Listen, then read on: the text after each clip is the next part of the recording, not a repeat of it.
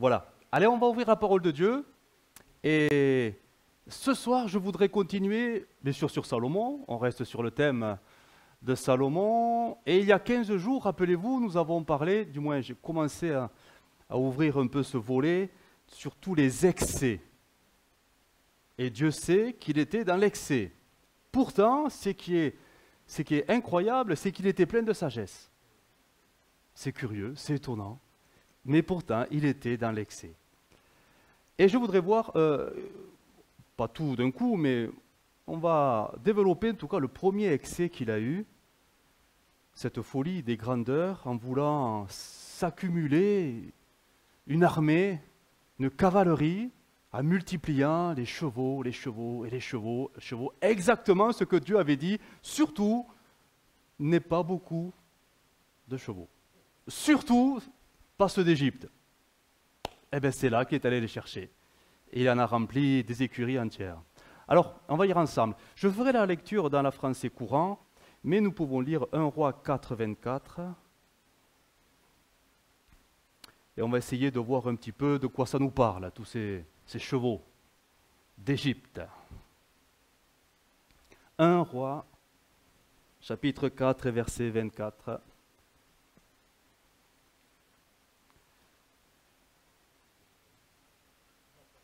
Vous ne l'avez pas, c'est normal, ça dépend des versions. Il peut y avoir un décalage avec le chapitre 5. Allez voir dans le chapitre 5, vous allez voir un décalage de 3 ou 4 versets. Je lis le texte, vous allez repérer. Salomon dominait donc tout le territoire situé au sud-ouest de l'Euphrate. Ça va être le verset 4 du chapitre 5. Oui, ça dépend les versions. Voilà. Depuis Tisfa jusqu'à Gaza, de sorte que tous les rois de cette région lui étaient soumis. Il vivait ainsi en paix avec tous ses voisins. Les habitants de Juda et d'Israël bénéficiaient de cette sécurité. D'un bout à l'autre du pays, chacun vivait tranquillement au milieu de ses vignes et de ses figuiers, tant que régna Salomon. Et le verset 26, du moins dans la français courant, le voici. Salomon avait aussi 12 000 chevaux, ainsi que des écuries pouvant recevoir 40 000 chevaux pour ses chars. On va continuer la lecture avec 1 Roi 10, verset 26, dans la Louis II 21. Je ne sais pas si on l'a dans les cartons là-haut. Voilà, la S21. Nous lisons 1 Roi 10 et verset 26. On va avoir une sorte de complément.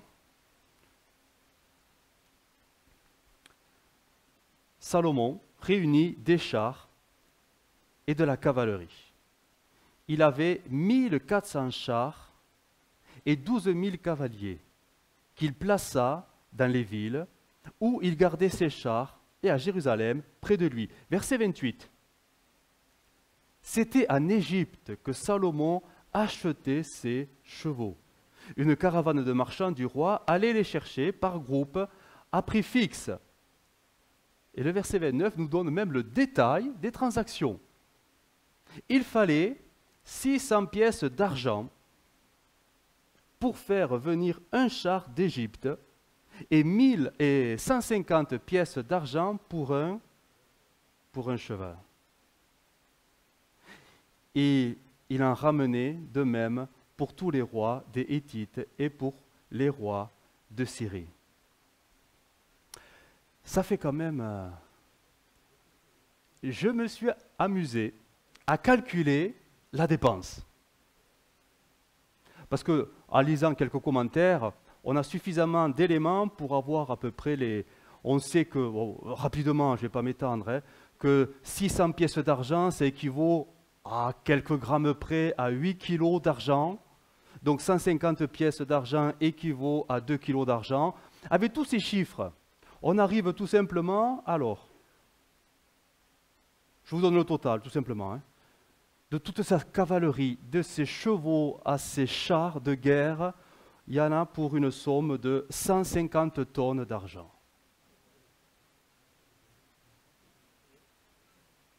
C'est pas rien quand même. Hein. Bon, il avait l'argent. Hein. Bon, c'est pas de l'or, c'est de l'argent. Il avait ça. Il avait ça dans les coffres. Hein. Mais quand même, c'était un budget. Un budget dans le fonctionnement du pays. Et il a quand même mis les moyens pour s'acquérir cette armée de cavaliers, chose inédite en Israël. Il a mis les moyens, il l'a eu.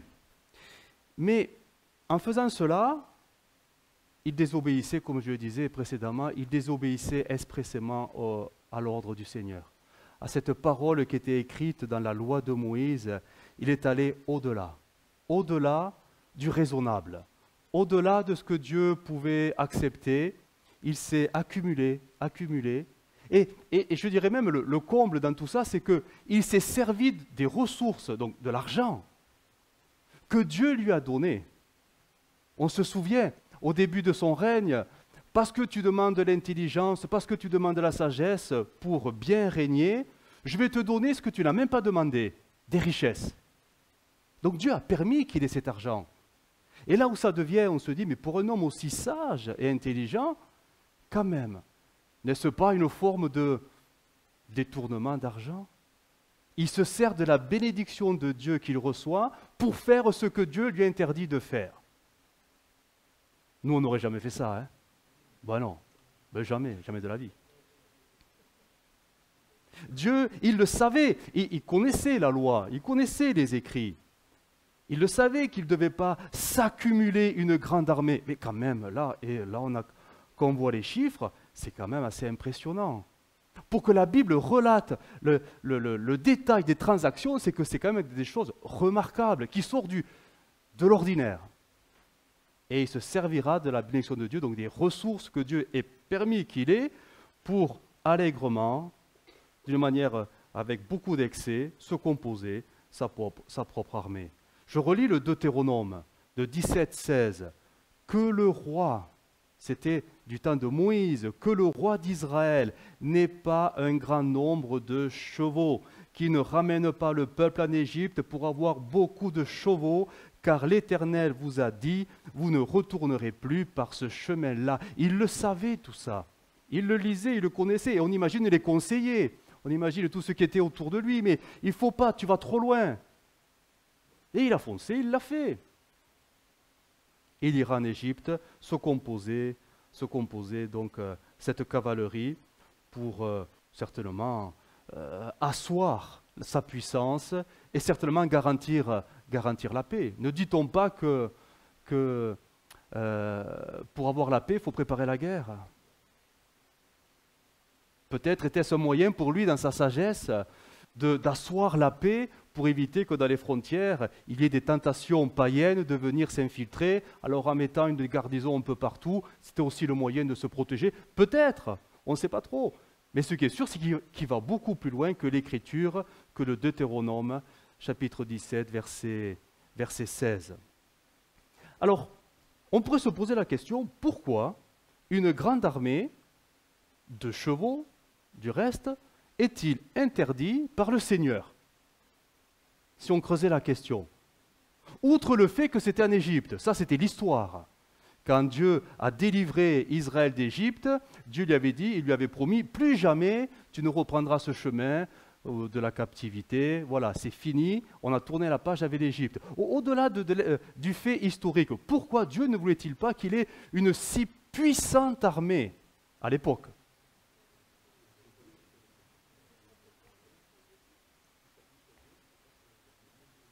Ben voilà, tout simplement.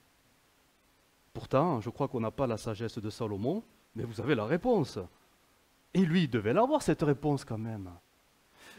Je relis le Deutéronome dans une version que j'avais citée il y a 15 jours, très ancienne. Donc le roi ne réunira pas un grand nombre de chevaux pour se fier à la force de sa cavalerie. Donc c'était clairement dit. C'est comme si Dieu lui disait, bon, tu es le roi, mais ton appui, c'est moi, ton Dieu. Ce n'est pas tes armées, c'est pas ta cavalerie, c'est pas tout ce que tu vas mettre en place, ton appui, ton assurance, ça sera moi. Tu vas dépendre de moi et non pas de ton armée. Ça paraît si simple. Une autre version traduira qu'il ne réunira pas un grand nombre de chevaux pour s'appuyer sur cette grande quantité de cavalerie. Donc on voit que la mise en garde qui concernait tous les rois, ce n'était pas que Salomon, mais tous les rois d'Israël, Dieu voulait que le roi qui régnait sur Israël apprenne, et que tous les rois apprennent cette même leçon, tout roi doit dépendre de Dieu. Tout roi qui dirige le pays va apprendre à dépendre de Dieu dans tous les domaines. Et non sur ses armées, ou sur ses moyens militaires, ou sur ses ressources, ou sur ses richesses, mais sur Dieu et Dieu seul. Nous, on est des gens bien, on le sait. On le sait qu'il faut s'appuyer que sur Dieu. Bien sûr qu'on le sait, je ne vais rien vous apprendre en vous le disant. Mais c'est étonnant de constater que quand nous avons les ressources et les moyens, c'est tellement facile et naturel de s'appuyer sur eux, jusqu'à parfois même oublier Dieu. Mais bon, ça c'est pas pour nous, c'était pour Salomon. Voyons ce que la Bible disait à propos des chevaux. Cette comparaison entre le cheval de guerre qui pouvait donner la victoire et l'Éternel, le Dieu des armées. Et il y a des comparaisons, je vais simplement les lire. Le psaume 33, 17. Le cheval est impuissant pour assurer le salut et toute sa vigueur ne donne pas la délivrance. Proverbe 21, le cheval est équipé pour le jour de la bataille, mais la délivrance appartient à l'Éternel. Psaume 147, ce n'est pas dans la vigueur du cheval que le Seigneur se complaît, ce n'est pas dans la robustesse de l'homme qu'il agrée, le Seigneur agrée ceux qui le craignent, ceux qui attendent sa fidélité. Et David écrira dans le psaume 20, les uns comptent sur leurs chars de guerre, d'autres sur leurs chevaux. Nous faisons appel au Seigneur notre Dieu. Les autres s'écroulent et tombent à terre. Nous restons debout. Donc, David, le père de Salomon, avait compris ces choses-là. Salomon n'est pas du tout sur la même... il avait peut-être ses raisons. On ne peut pas savoir. Il ne faut pas aller plus loin que le texte non plus. Mais ce qui est sûr, c'est que à ce moment-là, il va dans l'excès beaucoup plus. Et on connaît malheureusement l'histoire. Salomon, malgré sa grande puissance militaire, finalement, il finira très mal. Hein. Il a dépensé des fortunes pour assurer la paix peut-être aux frontières. Mais au final, le royaume s'écroulera de l'intérieur. Les frontières resteront en paix. Hein. Il n'y aura pas de problème avec les frontières. Hein. Peut-être ils étaient impressionnés justement par la puissance de Salomon, certainement. Mais le mal est à l'intérieur. Et le mal, c'est lui-même qui l'a fait rentrer. En faisant rentrer l'idolâtrie avec ces grands nombres d'épouses, à construire des autels, des temples pour tout cela. Et finalement, ça sera le schisme, la division du royaume à cause de tout cela. Mais revenons aux appuis. Les appuis. Ce récit nous met quand même en garde sur, bien sûr, ce que Salomon a mal fait, ou plutôt a failli. Mais aujourd'hui, nous sommes quand même appelés à ne pas reproduire les mauvais exemples de l'Écriture, même s'ils sont là pour nous montrer qu'on est tous de la même nature. Je le disais, nous pouvons avoir tendance à trouver des appuis divers et variés dès que vient les jours difficiles et la difficulté. Pourtant, on sait tous qu'il vaut mieux s'appuyer sur Dieu. Mais quand vient la difficulté, on est tellement troublé à l'intérieur, émotionnellement, on est tellement chamboulé que nos réflexes, c'est de s'appuyer sur ce que nous avons à côté de nous pour essayer d'affronter les difficultés de la vie. Alors, est-ce que c'est mal ? Ça dépend. Oui et non. Non, parce que c'est normal, et ce n'est pas mauvais en soi que parfois de chercher des appuis, on va le voir, mais ça devient mauvais, voire mal, quand ça passe en premier au lieu de rechercher le Seigneur comme appui. Quand on commence à négliger le Seigneur et à ne compter que sur nos propres appuis, là, c'est très mauvais. Là, c'est très mauvais parce que c'est oublier Dieu. Alors, que nous dit la Bible? La Bible est claire. Hein. En premier lieu, quand vient la difficulté, nous devons rechercher l'appui et le conseil de Dieu. Ça, c'est une règle fondamentale que tout chrétien devrait mettre en pratique dès que vient quand même la difficulté. N'attendons pas les grosses difficultés, quand il y a les petites, déjà mettons ça en pratique. Et vous verrez que si Dieu est fidèle dans les petites choses, il le sera aussi pour les grandes. Mais voici quelques textes dans ce sens, qui vont dans ce sens. Le psaume 84, « Heureux ceux qui placent en toi leur appui.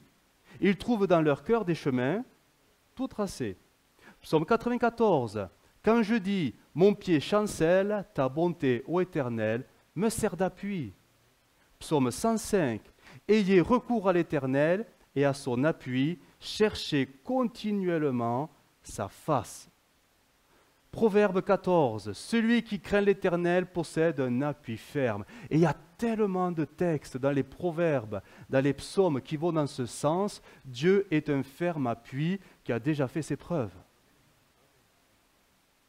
À nous de lui faire confiance. À nous de nous appuyer sur lui. À nous de le rechercher, de le consulter quand viennent les jours sombres de difficultés. Mais, comme on est tous pareils, parfois, c'est ce que nous faisons qu'après coup. Après les coups qu'on a reçus, on se dit « Ah, j'aurais dû consulter le Seigneur. » Et c'est un peu quand on est malade. Hein. On attend vraiment d'être malade pour aller voir le médecin. Parce qu'on se dit bon, c'est pas si grave que ça. Ça empire, mais bon, c'est pas si grave que ça. Une aspirine, il ira mieux. Et après, on est très mal, il faut aller chez le médecin. C'est pareil parfois avec le Seigneur. Quand viennent les difficultés, parfois, le réflexe humain, c'est d'essayer de faire face pour essayer de s'en sortir. Et c'est quand on a pris des coups qu'on se dit j'aurais dû consulter le Seigneur à la place. Alors, je voudrais voir trois. Alors, ce n'est pas des mauvais appuis, du moment que ça ne devient pas une priorité. La priorité, c'est Dieu, notre appui. Mais ça devient mauvais quand ça remplacera Dieu.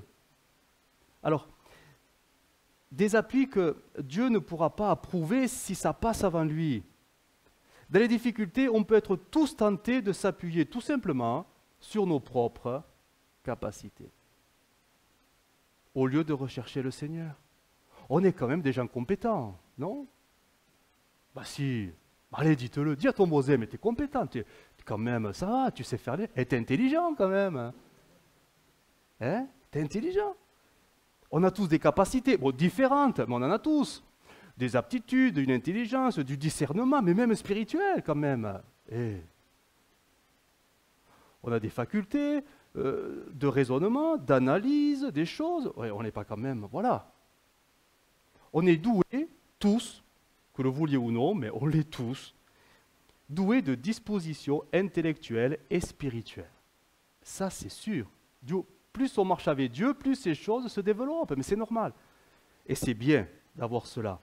Là où c'est moins bon, c'est quand ces capacités vont prendre la place du Seigneur. Et on va s'appuyer sur ça au lieu de rechercher le Seigneur. On va utiliser notre intelligence à trouver nos solutions au lieu de prendre notre intelligence, d'utiliser notre intelligence pour rechercher la face de Dieu. Et là, ça devient, du moins ça déplaît à Dieu. Ça peut déplaire à Dieu. Pourquoi? En fait, c'est assez simple. Parce que ce que nous allons concevoir par nos capacités, ce qui va nous paraître peut-être logique et évident d'après nos analyses, n'est pas forcément la volonté de Dieu dans les solutions que nous allons trouver. Parce que si vous avez le même Dieu que moi, il s'appelle Jésus-Christ, il est parfois déconcertant. Il fait des choses, mais jamais on n'y aurait pensé. J'allais dire, il fait des trucs. Bon, ben oui.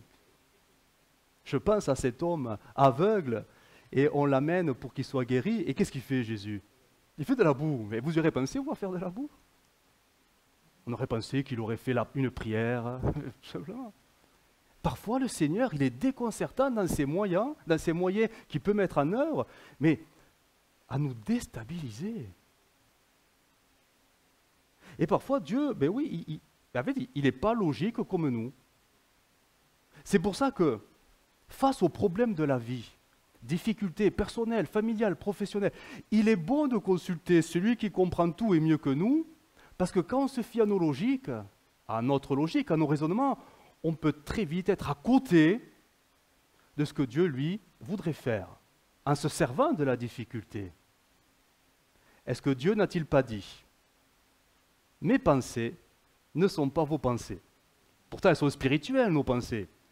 Mais on ne pense pas comme lui. Et vos voix ne sont pas mes voix. Pourtant, nous cherchons les voix de Dieu. Autant les cieux sont élevés au-dessus de la terre, autant mes voix sont élevées au-dessus de vos voix et mes pensées au-dessus de vos pensées. Dans le psaume 139, il est dit « Combien tes desseins, ô Dieu, sont pour moi impénétrables ». C'est vrai, mais qui peut comprendre la volonté de Dieu? Bien sûr qu'il y a des choses, c'est clair, c'est direct, du style « Dieu veut que tous les hommes soient sauvés ». On est d'accord. Mais dans la vie, dans nos vies, chacune pour soi, parfois il y a des chemins et on n'y comprend rien. Pourquoi telle difficulté nous tombe dessus? Certainement que Dieu veut s'en servir, mais comment?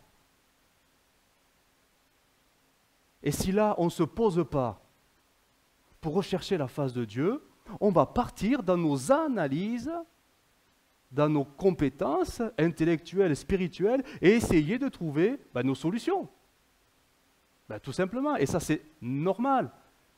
Mais combien il est bon, avant de partir dans nos solutions, de chercher la face de Dieu. Je vais vous donner d'autres exemples de façon de faire de Dieu, mais c'est déconcertant, c'est pas normal, c'est pas logique. Il n'y a que Dieu pour faire ça. Un homme n'aurait jamais pensé à ça. Juge 7. Nous sommes dans un conflit avec Gédéon et les Madianites. Et Dieu dit, ne va pas au combat, ton armée est trop nombreuse. Oh, j'imagine Gédéon dire, tant mieux. Tant mieux. Non, ils sont trop. Ils étaient 22 000. Ça fait beaucoup. Alors, et là, Dieu va dire, voilà ce que tu vas faire. Je vais faire un tri. Vous êtes trop nombreux. Après, vous serez capable de vous approprier la victoire en plus. Alors, on va sélectionner tout ça. Au final, je passe très vite, ils vont se retrouver 300. 300. Déjà, ils vont dire, tous ceux qui ont peur, rentrez chez vous. Il y a plein qui sont partis. Et après, Dieu va dire, ils sont encore trop nombreux. Tu vas voir, on va les tester. Donne-leur l'ordre d'aller boire dans les temps là. Et à la façon de boire, on va faire le tri. Il n'y en a plus que 300. Et Dieu dit, Amen, on prend les 300, c'est suffisant. Gédéon, il devait avoir peur à ce moment-là. Mais la victoire a été donnée parce que c'était le plan de Dieu, la solution de Dieu. Dieu était avec eux. Dieu était avec eux. Si il s'était entêté avec ses 22 000 soldats, Dieu aurait dit, tu pars tout seul, moi je ne viens pas. C'est pas mon but, ça. Dieu est étonnant, déstabilisant, mais si c'est Dieu qui le veut, c'est que forcément c'est bon. C'est bon, on ne le comprend pas, mais forcément ça sera mieux. Que notre intelligence nous serve à rechercher le conseil de Dieu et non pas nos propres solutions, qui nous paraissent parfois si évidentes. Et parfois on se convainc avec des versets même. La Bible me dit, bien. Apprenons vraiment à rechercher l'approbation de Dieu. Regardez notre exemple, et ça a été terrible, c'est un échec pour Israël. Juge 9, on est avec Josué. Josué, il est en train de conquérir le pays de Canaan, et voilà qu'il y a toute une troupe qui vient à lui. Alors ils sont habillés avec des vieux habits. Le pain, il est dur comme un caillou, et on vient de très loin, de très loin, de très loin. On est venu faire alliance avec toi parce que Dieu est avec toi. Mais qu'est-ce qu'il aurait dû faire, Josué? Nous, on est bien, on le sait ce qu'on aurait dû faire. Nous, on aurait dit, restez là, buvez le café, je vais prier. Seigneur, qu'en penses-tu? Eh bien, Gédéon, il est resté sur la logique. Ah, c'est vrai, les vêtements sont usés. C'est vrai, le pain, il est dur. Hein. Il doit venir de très loin, les bonhommes. Hein. Alors, on fait alliance. On est copains. Mais voilà, le problème, c'est qu'après, il va découvrir la ruse qui était là. Mais il s'est fait piéger. Il s'est fait piéger par les ennemis qu'il aurait dû éradiquer, mais il s'est fait piéger par sa propre logique. Son propre raisonnement l'a trompé. Il aurait dû consulter le Seigneur. Il ne le voulait pas, mais il l'a fait, alliance avec l'ennemi. Et il ne pourra pas revenir là-dessus. C'est terrible, hein? La logique, notre logique, qui peut nous tromper, nous amener dans des choses que Dieu après n'approuvera pas. C'est pour ça qu'il vaut mieux consulter Dieu et de ne pas s'appuyer avant toute chose sur nos propres compétences. Elles ne sont pas mauvaises en soi, mais qu'elles viennent qu'en deuxième plan. Dieu en premier, tout simplement. Deuxième appui qu'il vaut mieux éviter quand les difficultés sont là. Non pas que c'est un mauvais appui aussi, mais si ça remplace Dieu, ça sera mauvais.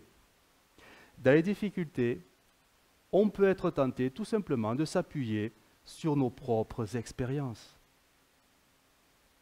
au lieu de rechercher le Seigneur. Et là, plus on marchera avec Dieu, plus on aura tous un bagage d'expérience avec Dieu. Les bonnes et les mauvaises. Mais on sait faire la part des choses. On ne retiendra que les bonnes. Bien évidemment. Et les bonnes expériences peuvent très facilement devenir dans nos têtes comme des recettes, des méthodes. Ah, Dieu a fait ça, Dieu va le refaire. Et c'est évident qu'avec le recul, quand tout va bien, on se dit, mais c'est pas possible. La bénédiction de hier ne peut pas être la bénédiction d'aujourd'hui. Dieu est le Dieu du présent, pas le Dieu du passé. Dieu renouvelle toujours sa bonté, ses fidélités. Mais quand tout va mal, parfois, on se raccrochera, sans se rendre compte, aux bonnes expériences d'autrefois, se disant « ça va marcher, ça a fait ses preuves ». Alors, des exemples, quelques-uns. Hein. Le plus connu, Samson. Je m'en sortirai comme les autres fois. Comme les autres fois. Ça a marché 3 fois. Ça a marché 3 fois, mais la 4e, on lui a raccourci les cheveux, ça n'a pas marché. On ne va pas s'étendre.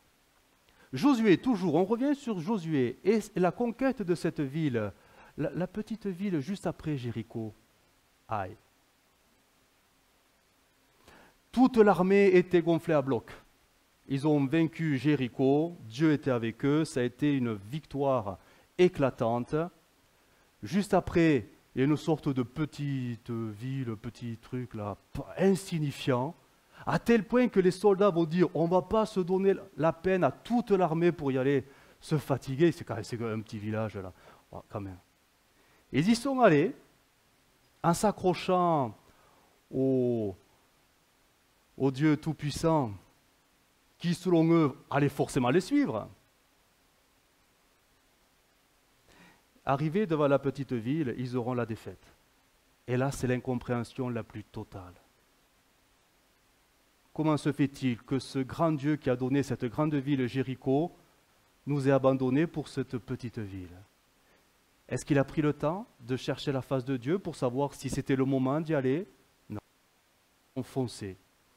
Ils ont foncé tout droit, croyant que Dieu sera avec eux. Et c'est après qu'ils vont se prosterner par terre, déchirer les vêtements, jeter la poussière, et, bref, tous les signes de repentance. Mais Seigneur, qu'est-ce qui se passe? Et là, Dieu dit, tout simplement, quelqu'un au milieu de vous a péché. Voilà. Si tu m'avais consulté plus tôt, c'est moi qui le rajoute, hein, tu aurais évité ces pertes, parce que je te l'aurais dit. Mais tu as foncé, croyant que ça serait la répétition de la bénédiction, mais ça ne marche pas comme ça. Vaut mieux consulter Dieu. Les bénédictions d'autrefois, c'était autrefois. Celles d'aujourd'hui, il n'y a jamais de copier-coller avec Dieu.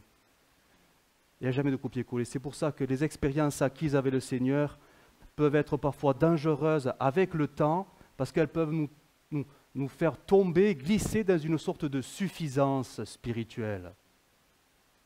Et on dépend plus de l'expérience que de Dieu directement. Ça peut être un piège dangereux. On a d'autres exemples avec Israël, toujours quand ils étaient en guerre avec les Philistins. Là, nous sommes avec 1 Samuel 4. Israël est parti contre les Philistins et ça sera une défaite. 4000 morts. Ils rentrent complètement défaits. Et là, ils s'interrogent, mais pourquoi? Pourquoi ça n'a pas marché? Ils n'interrogent pas Dieu. Pourquoi ça n'a pas marché? Et là, il y a Ophni et Phiné, les fils du souverain sacrificateur, Élie. Ils vont dire, bon, ben, on va y retourner, du moins, vous allez y retourner, et on va faire comme autrefois. On va prendre l'arche de l'Alliance. Ah, s'il y a l'arche, c'est Dieu. Si Dieu est avec nous, alors ça va marcher. Ils y sont allés, ils ont poussé des cris de guerre. Le texte dit que la terre a tremblé, tout ça. Les Philistins commençaient à trembler, ils avaient peur. Ils se disaient, mais qu'est-ce qui se passe? Et quand le combat a eu lieu, ben finalement, c'est les Philistins qui ont gagné. Et il y a eu 30 000 morts. Et l'arche de l'Alliance, elle a été capturée. Et Ophni et Phiné, ils sont morts. Tout ça parce qu'ils se sont appuyés sur des méthodes. C'est vrai qu'autrefois, il y avait des grandes victoires parce que l'arche de l'Alliance était là. Mais finalement, l'arche de l'Alliance, si vous enlevez la présence de Dieu, c'est quoi? C'est du bois. Hein? C'est du bois d'acacia recouvert d'or, c'est tout, quoi. Ce qui rendait l'objet sacré, c'était la présence de Dieu sur l'objet, ce n'était pas l'objet à lui-même. Du coup, elle a été dérobée, elle a été, voilà. Bon, le récit nous raconte toutes sortes de périples là-dessus, mais comme quoi, des victoires, on peut en faire des recettes, croyant que ça va marcher. Il vaut mieux consulter Dieu, rechercher sa face en toute humilité, avant de s'engager dans des décisions importantes pour nos vies, que de s'appuyer sur nos expériences, croyant que si ça a marché une fois, ça marchera encore, parce que Dieu ne change pas. Attention, soyons très prudents sur la compréhension de ces affirmations bibliques. Et enfin, troisième appui qui est bon, mais si ça passe avant Dieu, ça ne sera pas bon. Dans les difficultés, on peut être tenté de s'appuyer sur les autres. Le copain, la copine, les voisins, les frères, les sœurs, les anciens, même le pasteur, ou les membres de la famille. Le père, la mère, beau-père, belle-mère, frères et sœurs, oncle, tante, grand-père, grand-mère, j'ai tout mis. Au travail, le collègue, le chef de service, le patron, bref, en fait, on est tellement environné de personnes que quand on a des soucis, on peut être, pas tenté, mais on peut avoir envie de chercher conseil auprès d'eux. Ce n'est pas mauvais en soi. La Bible recommande de chercher conseil auprès des autres. Mais la Bible nous recommande surtout de chercher conseil en premier auprès de Dieu. Dieu sera le meilleur conseiller. Mais quand le conseil des autres passe avant le conseil de Dieu, jusqu'à le négliger, là il y a un déséquilibre qui peut sérieusement nous mettre en grande difficulté. On a un exemple étonnant, particulier. Heureusement que David, à ce moment-là, il n'a pas écouté les conseillers. Parce que ce n'était pas un bon conseil. Rappelez-vous, on est dans cette grotte. Il est en train de fuir toujours Saül. Il est dans la grotte. Il se cache. Et là, il y a Saül, en personne qui vient dans la grotte faire ses besoins. Qu'est-ce qu'ils ont dit, les copains? Voici le jour de l'Éternel. Bon, Dieu te le livre. Vas-y, venge-toi, tue-le. Et ils ont qu'il ne les a pas écoutés. Il n'a pas osé faire ça. Son cœur tapait, vibrait fort. Il se contentera de couper un morceau de son vêtement. Mais s'il avait écouté les conseils, et vous avez vu le conseil, comment Dieu te le livre. Vous aurez toujours des gens pour mettre Dieu dans les conseils qu'ils vont vous donner. Dieu m'a dit de te dire. Ah, ça attire l'attention quand même. Surtout quand on cherche des solutions et que quelqu'un vient vous dire « Dieu m'a dit de te dire ». Ça tombe bien. Après, c'est étonnant. Pourquoi il ne me l'a pas dit directement? Seigneur, j'aurais pu comprendre aussi si tu me l'avais dit directement. Vous aurez toujours des gens, parfois, oui, allez, on va se sonner le mal, toujours bien intentionnés, qui vont venir, qui vont vous voir entre deux portes ou vous téléphoner. Ah, j'ai voilà ceci de la part de Dieu pour toi. Et vous, il n'y a aucun écho, ça fait rien. Alors comme vous voulez plaire à Dieu, que vous ne voulez pas, ben, vous suivez la direction qu'on vous donne. Et après, c'était l'évidence que ce n'était pas de Dieu. Que de mauvaises expériences avec ça. Que de mauvaises expériences parce que tout simplement, on a écouté des gens au lieu de chercher le conseil de Dieu. Si quelqu'un vient vous voir, et vous aurez toujours quelqu'un qui viendra vous voir, mais ayez ce réflexe de rentrer dans votre chambre et de fermer la porte et d'en parler au Seigneur. Seigneur, on m'a dit, j'ai appris que tu as pris un intermédiaire pour me dire ça. Tu peux me le dire maintenant directement. Ou confirme-moi, Seigneur, est-ce que vraiment c'est de toi? Mais ne vous engagez jamais dans des décisions, des orientations sur la base de quelqu'un qui vous aurait dit, Dieu m'a dit de te dire, jamais faites jamais ça. La Bible le dit bien, que tout ce que vous faites soit fait avec conviction, sinon c'est un péché. Si je fais quelque chose, c'est parce que je ressens dans mon cœur et dans mon âme que ça vient de Dieu, que c'est de Dieu. Sinon, vous allez être une girouette. Un jour, on vous dira c'est à droite, Dieu me dit de te dire c'est à droite, et le lendemain, Dieu me dit de te dire c'est à gauche. Et vous allez où après ça? Cherchez Dieu. Dieu s'est engagé à s'occuper de nos vies. Dieu a promis de prendre soin de nos vies. Il a même promis, psaume 32, verset 8, « Je te conseillerai, j'aurai le regard sur toi, et je dirigerai ta vie. » Alors oui, il peut y avoir des conseillers, bien sûr, qui vont vous donner de bonnes paroles, bien sûr qu'il y en aura. La Bible le dit, le salut est dans le grand nombre de conseillers aussi. Mais Dieu en premier. Dieu en premier. Après, peut-être que vous aurez des conseils qui vont conforter ce que vous allez recevoir de Dieu. Et là, ça va vous rassurer que ce que vous avez reçu, les autres vous le disent aussi. Alors là, c'est rassurant. Mais parfois, là j'ouvre une parenthèse, il se peut que Dieu, qui est déconcertant, nous surprenne, nous qui pouvons parfois avoir des positions, vous savez bien, Dieu me dit.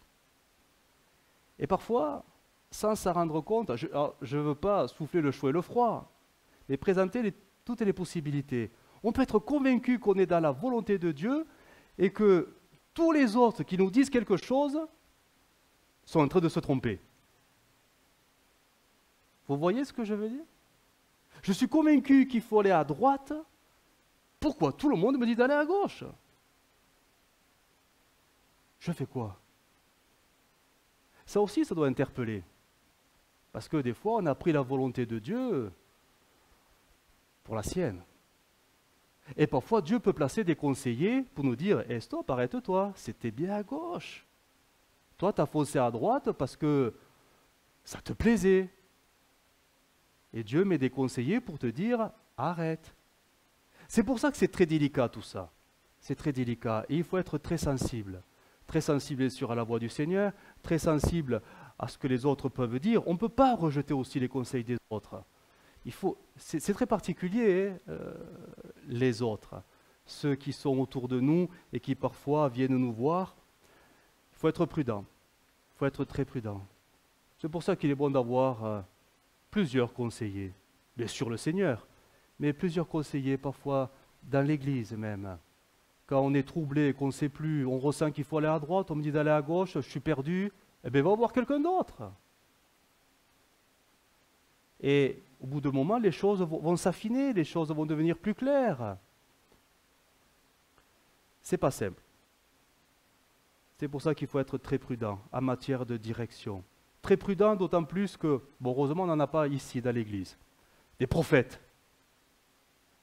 Vous allez sur Internet, vous aurez des prophètes. Il suffit de les appeler, donner le numéro à carte bleue, et ils vont vous prophétiser. Allez, bien sûr, il faut bien qu'ils... Ah ben oui. Prophétiser des choses qui viennent de Dieu, diront-ils. Voilà. Bon. Ça existe, il faut le savoir, il y a des sites, des numéros de téléphone, etc., etc. Il y a tout ce qu'il faut dans le monde évangélique pour se faire manipuler, tout simplement. Soyons prudents, soyons prudents. Mais rappelons-nous que Dieu doit être le premier interrogé, le premier que nous consultons. Et si ce qu'il met sur notre cœur nous trouble un peu, c'est possible, alors sachons chercher des conseils autour. Et vous savez, Dieu est déstabilisant, il peut vous donner un conseiller qui n'est même pas dans l'église. Quelqu'un de l'extérieur qui vous dit une parole, et là vous dites, ah, ça c'est de Dieu. Vous ne pouvez pas savoir, le bonhomme. Et pourtant, il vous l'a dit. C'est vraiment très particulier ce domaine, mais soyons pas naïfs, soyons pas, je vais dire, simplés, soyons vraiment spirituels dans ce domaine-là. Parce qu'il y a eu tellement de dégâts, que après, des choses qui sont, contraignent toute une vie, parfois. Des gens qui se sont mariés parce qu'on leur a dit qu'il fallait que ça venait de Dieu. Et pourtant, il n'y avait absolument rien dans le cœur pour la personne. Mais comme ça venait de Dieu, on ne va pas aller à l'encontre de Dieu. Bref, on a suivi une personne qui mariait les gens, c'est tout. Et après, le mariage, c'est pour la vie. Malheureusement. Quoi, malheureusement, non, dans ce cas-là. Mais non, pas. Heureusement que c'est pour la vie. Dites pas Amen. Ah ouais, parce que vous rigolez de moi, mais là... Les conseils, plutôt les appuis.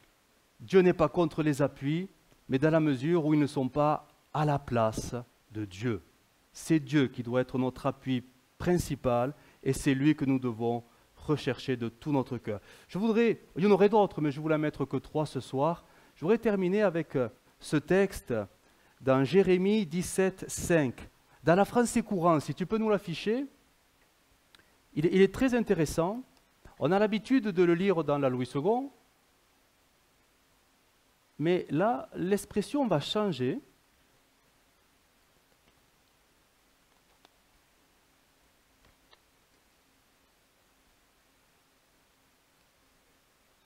« 17.5 » Jérémie 17.5 Français courant, Jérémie 17.5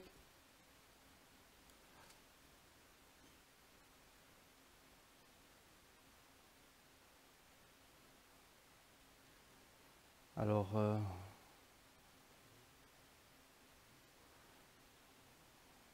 voilà. Alors, ça peut paraître assez brutal.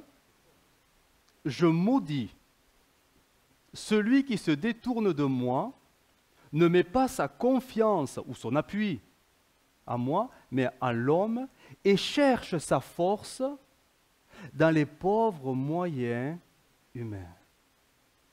Dans les pauvres moyens humains.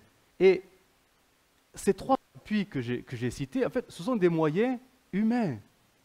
Nos capacités, nos expériences, nos bonnes expériences avec le Seigneur, et notre entourage. Tout ça, c'est notre bagage, on l'a tous, ça. Tous, plus ou moins développé. Mais finalement, aux yeux de Dieu, ce ne sont que de pauvres moyens devenus humains. Et si on s'appuie sur ça, on n'est pas en bénédiction avec Dieu. Dieu ne peut pas bénir ces moyens-là. Ça peut être des plus qui nous rassurent, des compléments pour appuyer la voix de Dieu, mais jamais ça ne remplacera directement le conseil de Dieu. Nous dépendons de Dieu et non des pauvres moyens humains. Et Salomon, il aurait dû non pas s'appuyer sur sa force, cavalerie, son armée impressionnante pour bâtir la paix dans le pays, mais s'appuyer sur Dieu. Alors jusqu'où il est allé pour que ça devienne véritablement désapprouvé de Dieu, ça on ne peut pas le savoir, la Bible ne le dit pas, mais on sait qu'il est dans l'excès, dans la désobéissance, avec cette cavalerie-là de 12 000 chevaux, etc. Donc il est allé trop loin. Sachons retenir ces récits comme des avertissements et recherchons le conseil de Dieu, recherchons les appuis de Dieu pour faire face aux difficultés de la vie, parce qu'on en aura tous. On en aura tous. Et que la première des attitudes soit de rechercher l'appui du Seigneur. Je lis cette parole, elle est de David, dans 2 Samuel 22, verset 17. Je vais la lire simplement. « Dieu étendit sa main d'en haut, il me saisit, il me retira des grandes eaux. Il me délivra de mon adversaire puissant, de mes ennemis qui étaient plus forts que moi. Il m'avait surpris au jour de ma détresse, mais l'Éternel fut mon appui. Il m'a mis au large, il m'a sauvé parce qu'il m'aime. Mais l'Éternel fut mon appui. » Dépassé par la situation, Dieu est devenu son appui. Si vous avez des situations dans vos vies qui vous dépassent, je ne sais pas si vous avez des difficultés qui sont au-delà de ce que vous pouvez supporter, encaisser. Je ne connais pas votre quotidien, votre contexte familial, professionnel. Dieu, lui, le connaît. Il vaut mieux s'appuyer sur Dieu, en premier lieu, sur Dieu. Parce que quelle que soit la situation, ses voies seront toujours les meilleures. Il a toujours un chemin. On a lu le texte, ceux qui prennent appui sur le Seigneur trouvent dans leur cœur des chemins tout tracés. Dieu a déjà les solutions dans nos difficultés. Il suffit, mais c'est là le plus dur, de s'appuyer sur lui. Et ce n'est pas si simple que ça. Parce que pour qu'un Salomon rempli de sagesse et d'intelligence en arrive à déraper c'est surprenant, on se dit que pour nous, qu'est-ce que ça va être? Alors apprenons vraiment à dépendre, à s'appuyer sur Dieu, quelles que soient les situations, parce que Dieu, lui, il s'est engagé à nous tracer un chemin, son chemin, et c'est celui-là qu'il faudra suivre. On ferme nos yeux et on prie. Seigneur, nous te bénissons. Merci pour ta parole. Merci parce qu'elle nous enseigne. Elle est source de vie, elle est avertissement, elle est pleine de conseils. Et combien il est bon, finalement, de suivre tout cela. Parce que, n'est-ce pas là, finalement, le début de la sagesse? Suivre ta parole et la considérer dans tous les domaines de nos vies. Seigneur, combien de fois on s'est trompé, combien de fois on a cru que, parce qu'on était capable de, et Seigneur, on a fait de tristes expériences. Seigneur, garde-nous de nous-mêmes et de nos capacités. Seigneur, nous voulons dépendre de toi et nous appuyer en toutes choses sur toi. Alors que la vie de Salomon soit pour nous un sérieux avertissement pour ne pas reproduire son triste exemple. Amen.